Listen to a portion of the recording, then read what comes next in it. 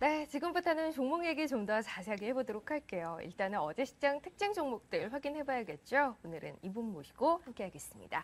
유진투자증권 투자정보연구팀의 강영현 팀장 모셨습니다. 팀장 안녕하세요. 안녕하세요. 네, 자 일단은 어제 특징주 어떤 것들이 있었는지 먼저 화면 통해서 정리해봤습니다. 확인하시죠.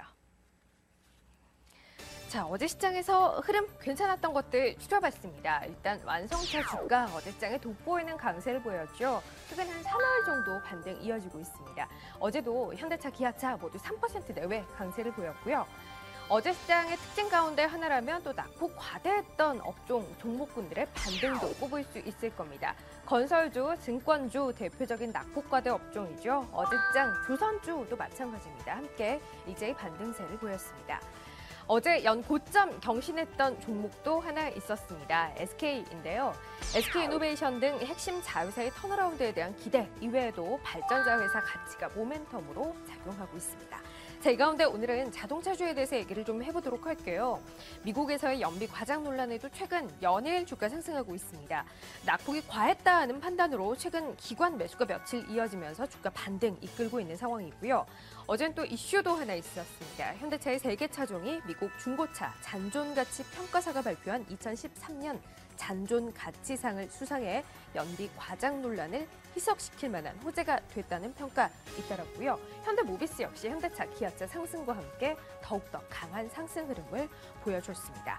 자, 얘기 좀 더 해보도록 할게요. 일단은 최근 한 사나흘 이어지고 있는 상승 흐름 어떻게 봐야 할지, 그리고 전략은 어떻게 가져가야 할지 먼저 답 좀 주시죠.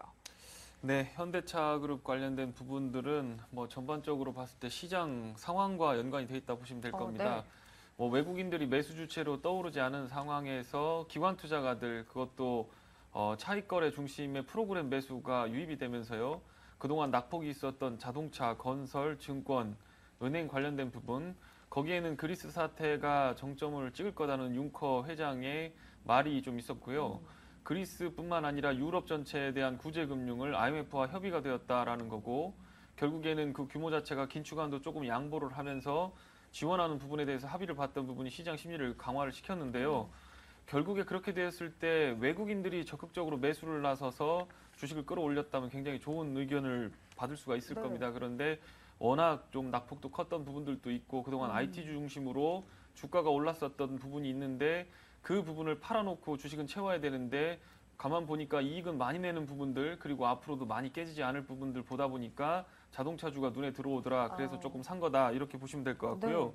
중국 판매가 좀 호조세를 보였습니다. 연비 충격이었죠. 결국에 800억 이상의 돈을 지불을 하면서 현대차를 구입한 사람들에게 쿠폰을 나눠주는 것까지 뭐 마무리가 되었는데 그것 때문에 7%, 8%대로 떨어졌던 자동차 점유율 자체가 9.8%로 회복이 되었습니다. 그런데 전반적인 시장 자체가 늘어난 상황에서 성장률 자체가 마켓 쉐어가 좋아졌다고 하면은 좋은 상황인데 결국에는 자동차는 그렇게 크게 많이 팔리지 않은 상황이었기 때문에요.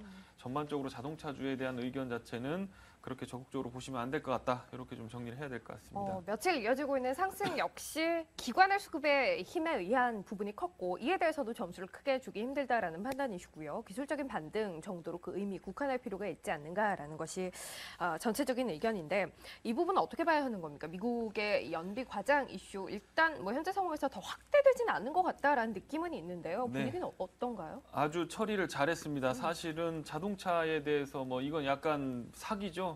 뭐 10km 탈 수 있다라고 했는데 9km밖에 안 나온 거니까 사기인데 대응 자체가 굉장히 빨랐습니다. 굉장히 빠르고 우리가 그거에 대해서 잘못했으니까 측정을 잘못한 오류가 있으니까 보상하겠다라고 하면서 입을 막았습니다.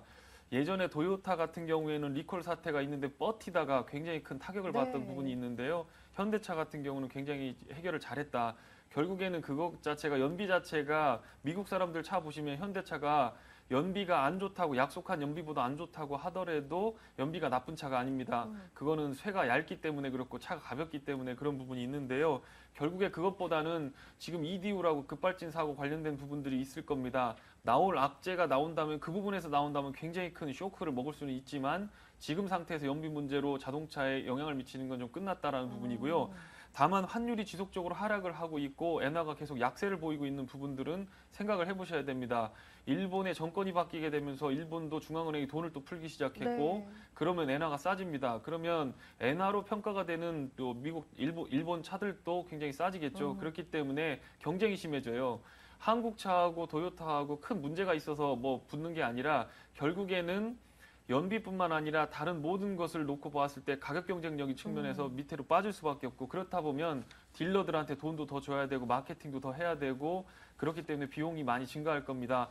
들어오는 수입은 작아지고 달러로 들어오기 때문에 환율이 낮아지면서 팔려고 했더니 비용이 많이 들고 결국에는 이익이 줄어들기 때문에요. 전반적으로 추세적인 상승을 논하기에는 조금 어려움이 있다 이렇게 보시면 될 것 같습니다. 자, 그런데 LA 모터쇼 이제 며칠 남지 않았어요. 이달 말에 열릴 예정인데 이게 뭐 단기적으로 또 하나의 모멘텀이 될 수 있을지 판단은 어떻게 하세요? 네, 모터쇼에 뭐 신차 예쁜 거 하나 내놓으면 괜찮습니다. 그런데 신차가 나올 게 없어요.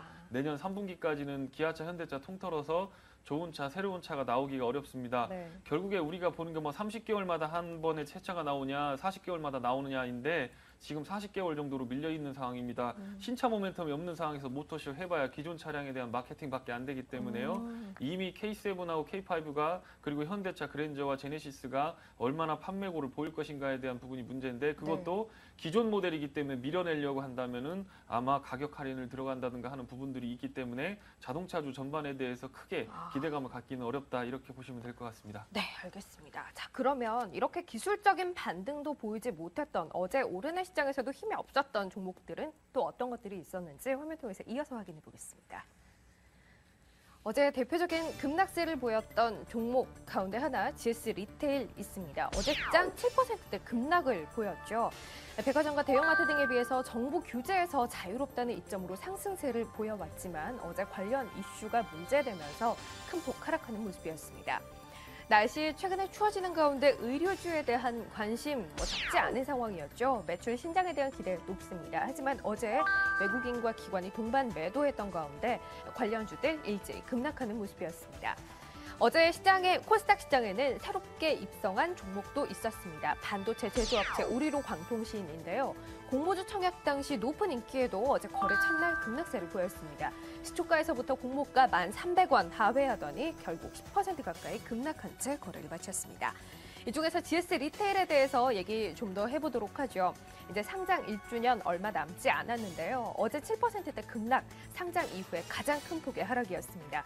공정위가 편의점 출점 거래 제한을 검토하고 있다라는 오보에 흔들리기 시작했던 투자 심리, 공정위의 해명 보도에도 불구하고 규제 리스크가 현실화될 수 있다라는 우려감을 반영하며 낙폭 크게 줄이지 못했습니다. 특히 기관 쪽에서의 수급이 대거 악화되는 모습이었는데요. 어제 시장의 흐름 어떻게 봐야 할지 GS 리테일 어제 어떻게 보셨습니까? 네, 결국에는 뭐 차트나 수급 면에서 봤을 때 위로 끌어올릴 상황은 아니었는데 공정에 관련된 뉴스들이 땅 터지면서 그 부분이 악재로 작용했다 이렇게 보시면 될 것 같고요. 공정위가 말한 것들이 정확하게는 800m라는 거죠. 네. 1km 안에 뭐 마트 간 과당 경쟁을 좀 제한하겠다라는 부분들인데요. 그거 사실상은 뭐 법제화하기가 쉽지가 않을 겁니다. 800m라고 못 박는 것 자체의 기준 자체도 애매하고요. 토종 기업인 GS하고 롯데 계열인 세븐일레븐을 규제를 하게 되면요. 다른 해외발에서 일본 업체들이 들어온다거나 미국 업체들이 들어온 편의점 같은 경우에는 규제를 안 받을 가능성이 있기 때문에 공통적인 규제 사항이라 볼 수가 없어요. 그렇기 때문에 토종 애들 죽이면서 해외 업체들 끌어들이는 결과가 나오기 때문에 그런 부분에 있어서는 조금 고려할 사항들이 분명히 있을 것이다라는 부분이고요. 규제가 현실화된다면 분명히 GS 리테일은 어렵습니다. GS 리테일의 목표는요. 구멍가게 다 없애는 겁니다. 동네에서 보면 구멍가게들 있죠. 조그만 슈퍼마켓도 있을 겁니다. 네. 그런 데까지 다 GS 리테일로 바꿔보고 싶다는 거고요. 그렇게 되려면 바둑에서 에워싸서 뭔가를 하나를 잡듯이 그 주변에다가 구멍가게 하나 있으면 그 옆에다가 GS 관련된 업체들을 다 박아놔야 그 업체가 죽을 거 아닙니까? 그럼 구멍가게가 GS로 바뀌겠죠. 그런 전략을 계속 쓸 수밖에 없는 상황입니다. 그렇게 하면서 성장세를 유지했던 부분이고요. 그게 법적으로 문제만 안 된다고 하면 이 업체들은 계속해서 저가로 GS 점포를 밀어내기 시작하면서 앞으로 2, 3만 개 더 늘어날 가능성은 굉장히 크다. 이렇게 보시면 될 것 같습니다. 단기적으로 악재는 있는 상황이지만 지금 사회 구조적으로 본다면 그래요. 독신 가구들이 많이 늘어나고 있죠. 네, 다들 네. 집에서 밥해 먹는 거 싫어하니까 그냥 집 앞에 있는 편의점에서 김밥 천국, 그 삼각김밥 갖다 먹는 부분들도 있고 네. 결국에는 노령화가 진행이 되는 부분들도 있습니다. 그렇기 때문에 결국에는 이 사회적인 구조 자체를 꺾어서 이 뭐 사업 업황 자체를 다시 안 좋게 만들 수 있는 것들은 아니다라는 부분이고요. 네. 또 지금 베이비 부모들이 굉장히 은퇴를 하고 있어요. 퇴직금 1억, 2억 들고 지금 나왔는데 할 만한 게 이런 거밖에 없습니다. 그러니까 소규모 점포 창업이라든가 하는 부분에 있어서 정부가 규제를 한다 그러면 그 사람들 밥줄 끊는 거기 때문에요. 네. 결국에는 규제 리스크 자체는 현실화되기는 조금 어려울 상황이 있다라는 부분들을 보시고 단기적인 악재로 주가가 더 빠진다고 한다면 보유자께서는 홀딩을 하시는 게 맞는 것 네네. 같고 뭐 장기적으로 보시는 분들은 한번 매수하시는 것도 나쁜 건 아닌 것 같다 이렇게 생각을 해보겠습니다. 물론 뭐 규제 리스크에 대한 우려가 아예 없는 건 아닙니다. 하지만 이 사업의 방향성 자체, 성장하는 시장의 방향성 자체를 크게 꺾을 수는 없다라는 판단하에 일단 보유하셨다면 보유 관점 그리고 밀렸을 때 없으신 분들은 매수하는 것도 가능하다라는 의견 주셨네요. 알겠습니다. 자, 어제 시장 특징주 살펴봤고요. 계속해서 주식 갈등이 이어집니다. 오늘은 한 가지 주제 가지고 관심 가져볼 만한 업종군 추려보도록 하겠습니다.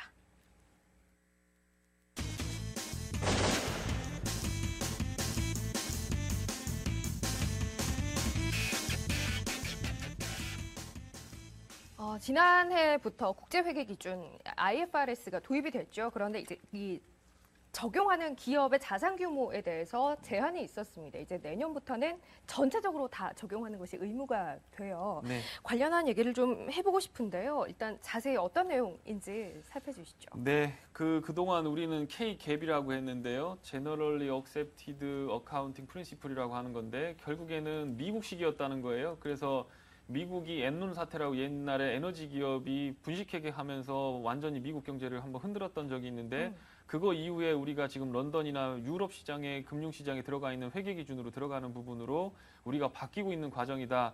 결국에는 전 세계 미국을 제외한 많은 나라들이 회계 기준에 대해서 통일을 하고 있는 부분들이고 우리도 거기에 포함되려고 하고 있다라고 보시면 될 것 같고요. 가장 큰 차이는 이런 겁니다. 비상장 기업이라든가 해외 자회사 법인이 있는 부분들에 대해서 지금 재무제표를 평가하는 부분에서 걔들을 공정가액, 시가평가로 반영을 하게 돼 있다는 부분이고요. 자산을 가지고 있는 부동산이라든가 하는 부분들도 마찬가지입니다. 시가평가를 해서 재무제표에 반영하는 것이 가장 큰 차이점이다. 이렇게 좀 보시면 될 것 같습니다. 자, 그래서 저희가 뭐 이 얘기를 하는 건 그러면 어떤 기업, 어떤 업종 쪽으로 과연 수혜가 예상되느냐, 피해가 예상되는 건 어느 쪽이냐 하는 부분일 텐데요. 네네. 어떤 부분에 초점 맞춰야 하는 겁니까? 네, 먼저 피해 업종부터 말씀을 드린다고 네. 한다면 자회사가 빚이 많이 갖고 있는 업체들이 있을 겁니다. 해외에다 투자 많이 해놨는데 장사가 안 돼서 STS 같은 그룹이죠. 걔들도 보면 실제적으로 보면 지금 이 시가총액 2조 원밖에 안 되는데 중국에 있는 것까지 갖다 끌어다 내면 8조 원 정도 돼요. 그런데 대부분이 부채입니다. 그런 자회사들이나 안 좋은 것들을 가지고 있으면 연결로 들어오게 되면 부채 비율 확 올라가기 때문에 신용등급 확 떨어지게 되고 조달금리 올라가게 되면 이자 비싸게 내야 되니까 영업용 현금 흐름 이외의 부분에 대해서 굉장히 큰 쇼크를 먹을 가능성이 있고 등급이 내려가게 되면 주식 발행 관련된 부분에서도 증자, 자금 조달하는 부분이 어렵게 되기 때문에 결국에는 자회사가 좋지 않은 자회사를 갖고 있는 업체들이나 부채가 많은 자회사를 갖고 있는 업체들은 좀 어렵다라는 부분이고요.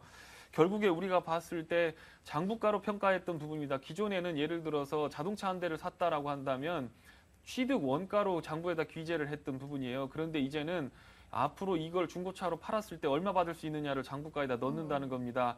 과대평가되거나 과소평가되는 부분들이 없기 때문에 돈을 빼돌리거나 아니면 이익을 짱박는다고 하죠. 이익을 자회사를 만들어 거기다 짱박아가지고 뒤로 빼내는 것들.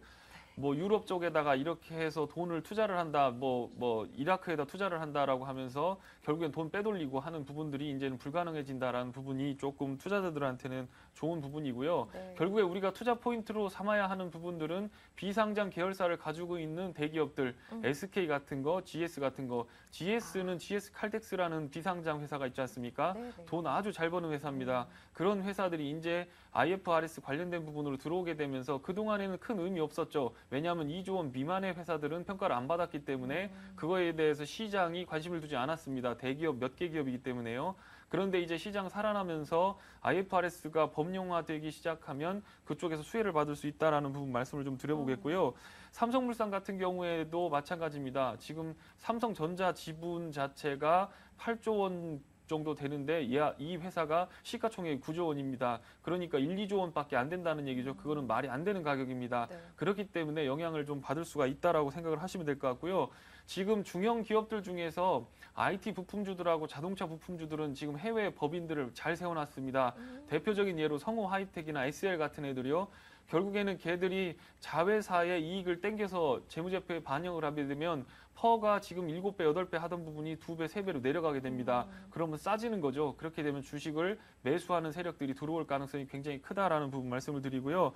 뭐 유원 컴텍이나 나노스 같은 업체들도 해외 법인 중국과 베트남 같은 데에서 삼성전자 따라간 애들이 거기서 장사를 잘 하고 있기 때문에 그런 부분에서 크게 영향을 받을 수 있다. 이렇게 좀 정리를 해드리면 될 것 같습니다. 비상장 우량 자회사를 갖고 있는 뭐 GS, 또 SK, 삼성물산 정도 대기업군에서는 관심을 가져볼 만하다라는 의견이고요. 그리고 해외에서 우량한 해외 법인을 갖고 있는 IT 부품주, 자동차 부품주 그 가운데 유원컴텍과 나노스, 성호하이텍, SL 같은 종목들 한번 관심 가져볼 만한 종목군으로 추려주셨네요. 알겠습니다. 자, 오늘 이 시간 여기까지 하도록 할게요. 유진투자증권 투자정보연구팀의 강영현 팀장 함께했습니다. 팀장님 고맙습니다.